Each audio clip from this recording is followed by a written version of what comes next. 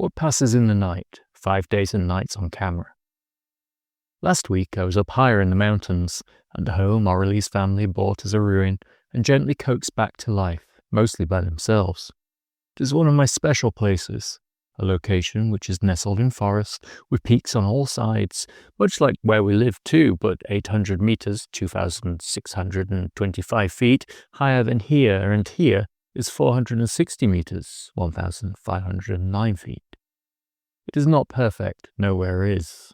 A couple of years ago I had my first trail camera stolen from the woods there. It was not in an obvious location, off-trail, and I suspect it was likely to be a hunter who took it. I had not pin-protected it because I felt safe there, because I did not think there would be thieves. As I said at the time, whoever he was wearing EU size 44 boots. I assume it was a man. Since then, I went for a while without a camera, and after I bought a new one with some money my granny gave me for Christmas a wee while ago, I have been careful where I place it, keeping it on the property itself and trying to conceal it better. We've seen various animals this way, such as deer, wild boar, and this red fox back in April.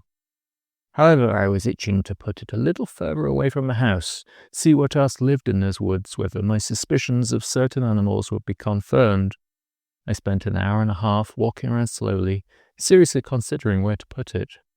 The animals used trails laid down by humans parallel to each other at different heights on the slopes, a rushing mountain stream below, but I knew to place it on one of these or down by the stream where the first camera was stolen was to court disaster again.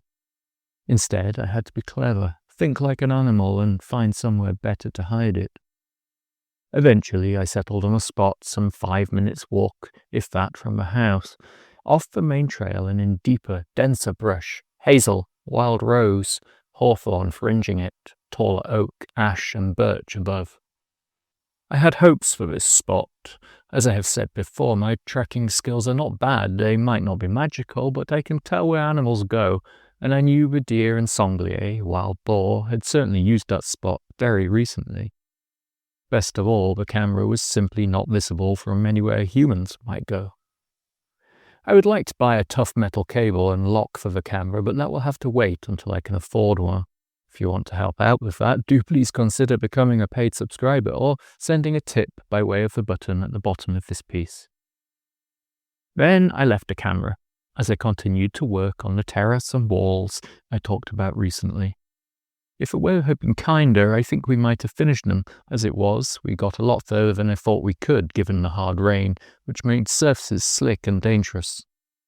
As I worked on the task, or worked on my writing indoors, I kept wondering what I might capture on the camera, kept worrying that someone might take it again. I knew the weather was a good thing. Animals are more likely to approach closer to human settlements when there is heavy rain or conditions which keep most indoors. There was a big storm forecast for Wednesday the 29th, and I almost went to collect the camera then, as we would be leaving on Friday and I wanted to have time to check the SD card. As it was, I decided to leave it another night, for 5 nights in total. I'm very glad I did. When it came to looking at the SD card, I was initially saddened, as I thought the only images and videos were of me setting up, then slightly relocating the camera. Then I noticed there was an entirely new folder stored there, all images and videos dated after that, and the telltale time signatures of the middle of the night, after dark or around dawn, boded very well indeed. We looked at the photos and videos together, myself, Aurelie, and Elsa, sometimes calling over Pat, Aurelie's mother, to look at something. First up, after the semi-wild Alex, that is, was that magnificent wild beast, a wood mouse. To be fair to the mouse, I have a very soft spot for them, even after they have chewed through various pieces of kit at various times, such as those I recently documented in A Fall in Time. Can you see it? Although a video of a wood mouse might not sound exciting, it does, however, serve as an important introductory animal here. If you are watching these videos, it is important to ensure your sound is on. You miss much if you simply watch the pictures. On? Good. Make sure it's turned up a little. On this, you can hear the stream I mentioned down below in the valley, but you can also hear the mouse itself moving through the dry leaves. It is probably gathering nuts from a hazel, whether those which have fallen naturally or those which have been stashed by other animals, especially the squirrels. Our second animal is a roe deer, looking in remarkably good condition, ready to face a long mountain winter. Again, with the sound up, you can hear her tread and also the sound of her inhalation, scenting the camera, and my smell from when I placed the camera there the previous afternoon, checking there's no present danger. I think this is probably the same doe I've captured on camera at the house too, and have seen disappearing into the forest on occasion. Previously, I've captured shots of her with her fawn too.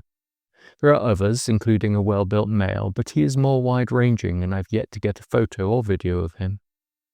At this time of the year, the rut is behind the roe, usually taking place in July or August, and I suspect this doe will be giving birth in spring, the fawn I've previously seen with her now having been sent on its merry way in the world. Usually after just 3 or 4 months, I think. The young females are able to breed at 6 months old. The female will probably give birth around May or June, and she will usually have either just one baby or twins of opposite sexes. It's worth mentioning that the roe deer is the original Bambi. It was switched to a white-tailed deer by Disney.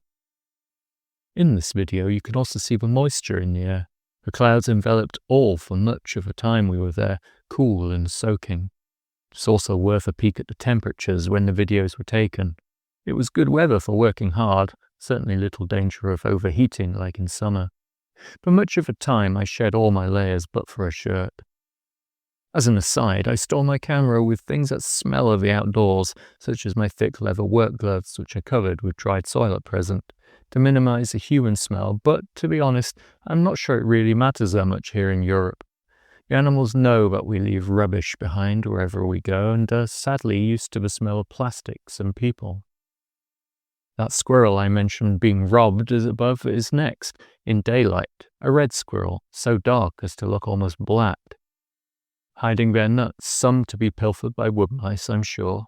I've never seen a squirrel up there, but I knew they were present by their sign, so this was exciting to capture.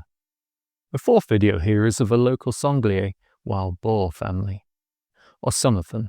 I think there are either 9 or 10. I managed to count them on a couple of the other videos as they ran past the camera. The big boar is a beast, probably over 100 kilos, 220 pounds. And the little hoglets are still bearing some of their humbug stripes, the whole family skittish and constantly moving. They've increased their number from 7 when last I got a video of them back in April, but likely also lost some of their number in that time too. Here we'll skip out of order for a while in order to examine the boars in one block. It is worth noting the times on the videos, as it gives an indication of how this species is so active from dusk until dawn, moving and foraging during the night, then laying up in thick undergrowth to sleep during the day. In these photos in the next video, you can see the family running past the camera in the heavy rain. 2 of them are carrying branches of beech in their mouths, something I had no idea they did. I just love how the littlest ones trot at high speed as though I've somehow sped up the video. And here they are, heading back the same way later that evening. I suspect they probably rested and or fed somewhere near the house, where I've seen sign of them before. Maybe that's what the branches are for, snacks whilst sitting around. Or they might have gone further, then headed back. They can certainly cover a lot of distance, and for such big animals are remarkably light on their feet. As an aside, here's a passage about a close boar encounter we had a few years ago, shared with my readers back in 2021. As we were heading down the switchback road, descending to the valley below, the house was at precisely 1,000 meters, 3,280 feet, orally braked as a massive dark shadow leapt from the hillside above us, directly into our path. The rocky roadside was at least 2 meters higher than the car, and the road itself around 4 or 5 wide, yet the wild boar nearly cleared the whole. Nearly as it crashed to the tarmac in front of us, very closely in front of us, skidding on its belly, before bouncing back to its feet and taking off down the mountain at speed. Moving on from the boars, there was another mouse, although this one seemed larger than the first, and then a red fox, disappearing relatively rapidly into the increasingly heavy rain, and coming from within the dense brush to the right of the camera. At this point in our initial viewing, we had a break for lunch and after a nap for some of us. I, however, could not wait to see what else was on the card, so sneakily had a peek whilst others were asleep. I was delighted that I did and struggled not to wake them early. Once they were up, I had to persuade them that yes, it really was important to check the rest of the images as soon as possible without giving anything away. After some more boar videos and images, the rain got so heavy that the lens of the camera fogged up somewhat, with something setting it off but nothing visible. Perhaps another mouse or something fast. The next animal was one we have come to know fairly well, having warned visitors in winter and watching it eat the food we left out for the birds on the camera. The stone, or beech, or house, or white-breasted martin. I'm pretty sure it's this and not a pine martin because the ears are smaller and more rounded. Although I could be wrong, martins are not something I've had a vast amount of spirit. I'm pretty sure it's this and not a pine martin because the ears are smaller and more rounded. Although I could be wrong, martins are not something I've had a vast amount of experience with, and this one does look more like a pine martin than the one we get in our small garden on Attic. When we showed these photos and videos to the neighbour up there, she said one had woken her last winter, as it was raiding the seed and fat balls she had hung from the birds, rolling around, playing with one, eating a little and playing again, all the while making grunting and other little squeaking noises, clearly delighted with this playful meal. They are certainly very fun to watch. This one on the video is sniffing along the trail of one of the mice from earlier that night. Now, this was the point I've been waiting for after my peeking ahead. The video to accompany this is tantalizing, just a brief snippet of a disappearing back leg and tail. But there should be little doubt what this animal is, the grey wolf. As I guessed might happen, there was initial questioning whether it was Lyra, the neighbour's wolf dog, but the others quickly realised that no, this was an actual, real wolf. Incidentally, the videos on the camera are triggered after the photos. I'm now changing this to one photo and then the video to see if that captures things faster, as I get more data and interesting behaviour from the videos than I do the photos, and as the camera has a remarkably effective solar panel attached, battery power is not really an issue. Here's Lyra on the wall we built. Pretty sure these images are a male, a big male too, if you compare the size to a roe deer and a wild boar. Chunky and rippling with muscle. He looks healthy and confident, unconcerned about the camera and simply heading on beyond it. Then came this, another wolf. Can you see the other eyes in the background too? Here's the next video attached to those photos. 3 more wolves. I'm fairly confident this is the mother, the alpha female, or lunar female, a term I like, and 2 young, born in the spring this year and already almost as big as their mum. So at least 4 in this little family, possibly 5. I can't quite tell from the videos. One thing to add here is the time and date. Had I collected the camera when I initially thought I should, I would never have caught any sign of these wolves, or the marten for that matter. Then follows possibly my favourite sequence. Again, make sure you have your sound on for the video. That's the mother and one of her cubs, her behaviour reassuring the nervous pup. I love how she gives the camera a bump with her nose. After this, there is a sequence in which I can just make out at least one wolf heading back up trail, but from the top right of the image. There's nothing distinguishable on the attached video though. A break of 11 minutes and then the camera captured 3 more wolves. I can't tell yet whether these are the same ones, but I suspect they probably are looping around to follow scent trails. Most wolves in this corner of the world live in small family units, with 5 animals being a good average. Note the behaviour of the cubs again, scared to pass the camera. Another mouse came along at 07:05, actually 06:05, and then this at what was really 07:16 in the morning. I was so thrilled to get these photos and even such a brief video. I've used VLC Media Player for a long time, and you can get frame-by-frame playback by pressing E on the keyboard once you selected a video. It's a useful and interesting way to observe more detail or to get a video to a good place to take a screenshot. One of my favourite things about this, apart from the wolf in daylight, is the wren in the background.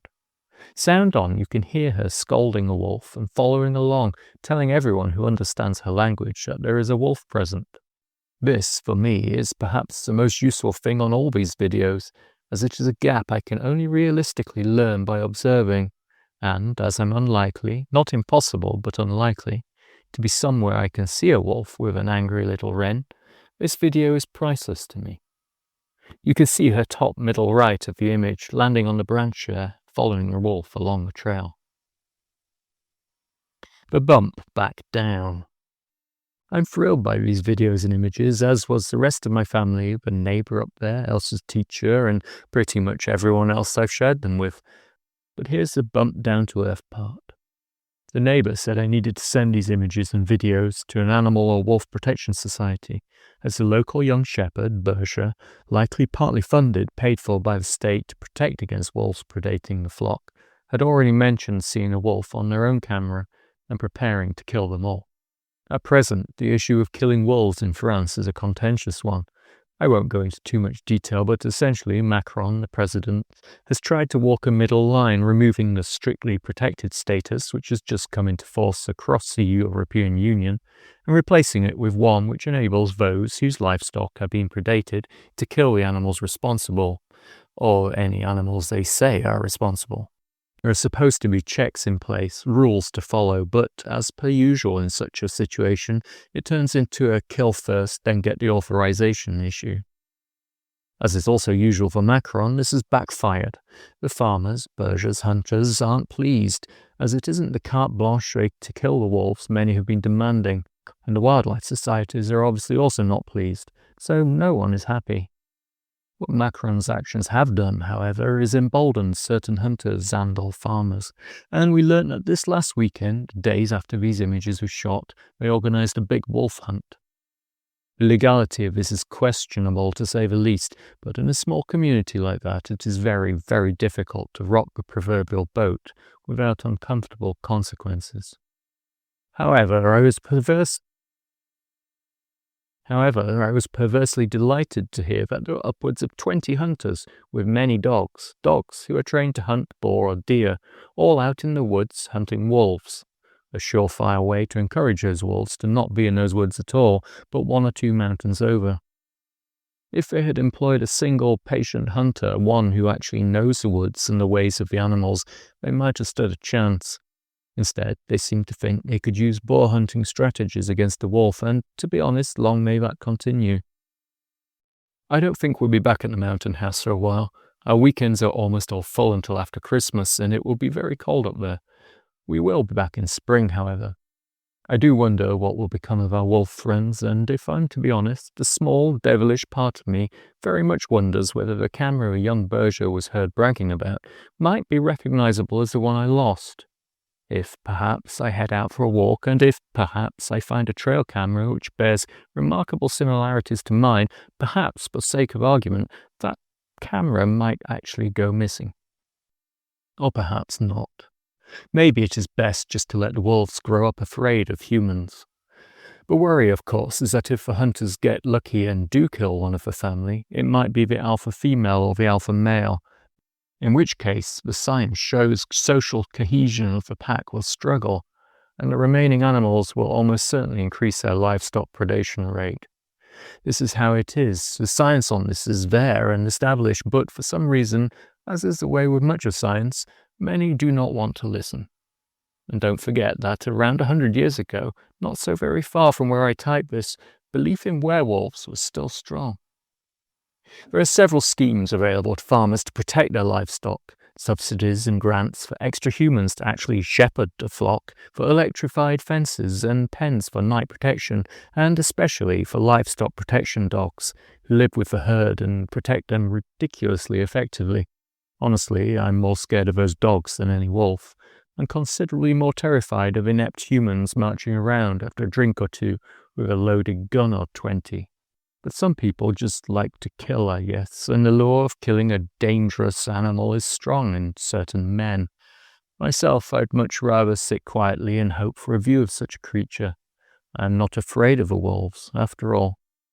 However, again, France has wolves for several reasons, and one of those, which many people don't like to talk of, is that the hunters here are very different from those I know in the UK, where it is very much an upper class or aspiring middle class sport, a thing for the rich and for those who own the land. This is handed down from long ago, and a foolish thing it is too. Here in France, it is not like that. The majority of hunters are normal people, and because it is a thing of the people across the nation, there are far, far more woodlands and wilder areas in the UK, for example. Far more. I could walk out from our village and keep walking through woodland without a break right up to the edge of our map and far, far beyond. This is not to be underestimated. Wolves are back here now, and I doubt they're going anywhere. Do I think they should be strictly protected? Yes. Do I think a shepherd should protect their flock with non-lethal methods? Again, yes. I edited out several bits of this post as I don't want anyone to think I'm somehow against farmers or sheep herders. I'm not by a long way. I think it is a tough job. But I also think certain methods currently used are antiquated and outdated and sometimes downright stupid. But I'm confident this little blip from Macron will pass, as I'm confident I will again capture more images and videos of our remarkable lupine friends. To know that I stood in the footsteps of all those animals, in the case of the wolf in daylight, just a scant few hours later, is a real thrill and a great privilege. The joy I've seen and heard from others watching these videos is another wonderful thing. Elsa's teacher is talking of getting a camera for the school and setting it up as part of a class project, apparently with technical, naturalist help from Elsa's papa. And that is the key thing here. Teaching the young to not fear the wolf, to understand that it is a crucial part of the ecosystem, and that there are other, more effective ways to curb livestock predation. If you can demonstrate to children that nature is a marvel, but they are a part of it, then good things follow. And to be honest, children already know this at a very, very young age. It is only through what they later learn that they begin to go against nature. Just watch any child examining a beetle, or collecting leaves, or hopping like a frog, or squatting to peer into a burrow or den. It's all there already, and there lies the hope. What about you? Have you ever seen a wolf? Oh, how I want to see one. I've heard them, tracked them, and now caught them on my camera, but I've never seen a wild wolf. Do you have a trail camera too, and what's the best thing you've caught? What is autumn, fall like where you live? Did you have a bumper harvest year like here too? Finally, if you have enjoyed this post and the videos of our local wildlife and wish to support me financially without taking out a paid subscription, then you can send a one-off amount here by this button. And if you wish to support me in another way, you can always share or comment on this piece. I'm always exceptionally grateful for those of you who do. Finally, the 8th week of A Fall in Time will be sent out to those of you who have selected to receive this tomorrow morning, Saturday the 8th of November. I have several other upcoming posts too, some talking more about nature, others about this publication, and still others about my fiction. Many, many thanks for listening and watching.